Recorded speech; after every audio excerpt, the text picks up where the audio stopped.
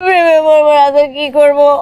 তুই দেখবি আমাকে কি সব। হ্যালো গাইস, আসসালামু আলাইকুম। কি অবস্থা সবার, কেমন আছেন আপনারা? আশা করি অনেক ভালো আছেন। আজকে আমরা যে নাটকটা সম্পর্কে জানতে চলেছি সেই নাটকটার নাম হলো যেখানে প্রেম নেই। বর্তমান সময়ে প্রেম বলতে কিছুই নেই। বর্তমান সময়ে ছেলে মেয়েদেরকে ঠকায়, মেয়েরা ছেলেদেরকে ঠকায়। বর্তমান সময়ে প্রকৃত ভালোবাসা হাজারে দুই একটা পাবেন কিনা তাও সন্দেহ আছে।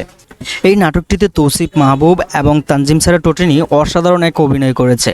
এই নাটকটা দেখার পর আপনি বুঝতে পারবেন বর্তমান সময়ে এখন ভালোবাসা বলতে কিছুই নেই।